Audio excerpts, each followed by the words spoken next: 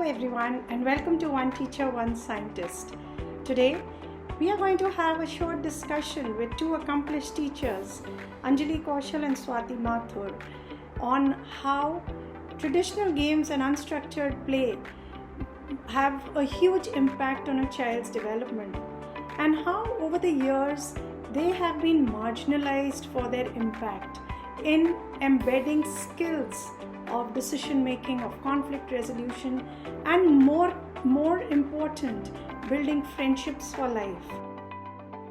So welcome to the show, Anjali Kaushal and Swati Mathur, are two distinguished teachers in their own fields.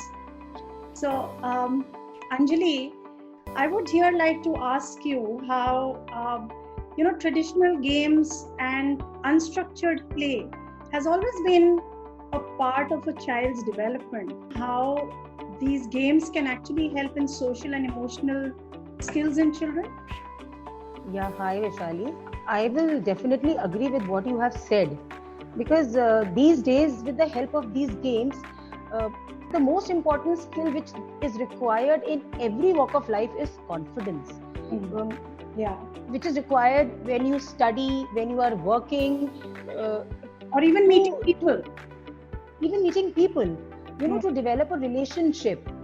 And actually what I feel that these games have always helped in the holistic development of the child. They are gathering new knowledge, they are developing different social skills, the interpersonal skills like, motivation, flexibility. Then they are helping each other with the responsibility, decision making. If they are playing a game, and if as the teamwork, and if as a team member, if as a team leader, they have to take some decision on the spot, whether this decision will benefit my team or not. Even the emotional understanding is also there. They are controlling the different emotions, like anger. Sometimes they might feel angry that why this person has done like this, but they feel that okay, it's a team. They will try to curb that anger. And then excitement. They are too excited. Like if they are playing cricket, suppose, and they are too excited. Okay, one ball, last ball, and they just need 2 runs, and they are overexcited. And what happens? The team member or the player who the batsman is out. So you have to control that excitement also. You have to keep your cool. So this is again one emotion which is very important. So do you think Anjali is good? So do you think, Anjali, it can also help children learn failure and how to take failure in their stride? Failure, frustration, anger, and distress. They learn how to control that failure, and if they have won, that dignity in victory. That is very important. Not to look down upon others or to bullying the other team or making fun of them. So I feel these are very important things when we play with our peers, in a group. What today is happening, children are on a phone. They are playing individually. They don't understand what is going on the other side of the phone. Yeah, and somewhere I think it also takes away competition in children, because it's unstructured, so nobody is competing with each other.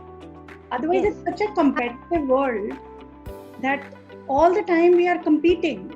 So there somewhere the unstructured play is also helping in equalizing everyone. First of all, they are not ready to take the failure. Secondly, they don't want to continue with that and to give their best shot once again. They will just switch off.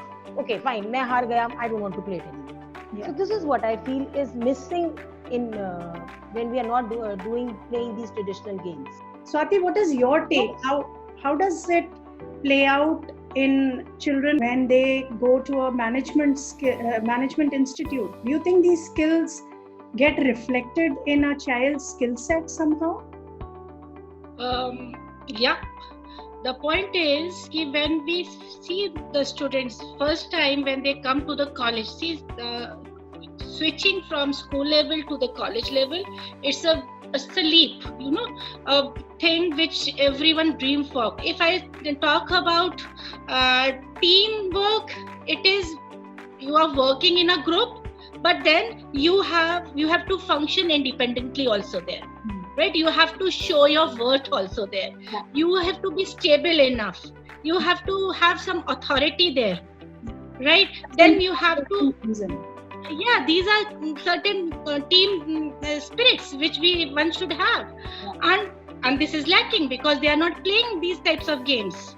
When we talk about decision making, see, there's two words. One is logical, that is rational decision making, and that comes when you are playing in a team. Yeah. If you are playing cricket or any event in which a group of people are involved, you learn to take decisions. Correct. You learn to be strategic. You learn to identify that problem area ki ye problem hai kahan, and you are able to understand the other person also कि किसका weak point क्या है and how that weak point can be, made positive. Management की term है Vishali, SWOT analysis. I know everyone knows about it. Yeah. Strength, weakness, and threats, opportunity. That works here. In every traditional game, SWOT analysis works. So one thing I think all three of us agree is that unstructured games and play can actually help build lifelong friendships. One should go back to the Pittu days. One should include Pittu and hopscotch and many of those games, because somewhere I think we owe it to our children also. Somewhere they need to enjoy their childhood, and it can actually help in building all skills: physical, cognitive, and emotional, social, and managerial skills. So many skills get integrated when they're playing these unstructured games. And yes, I think the biggest of them is to take failure. Thank you so much, Swati and Anjali. Okay. And thank you. Let's try and give children a more happier childhood.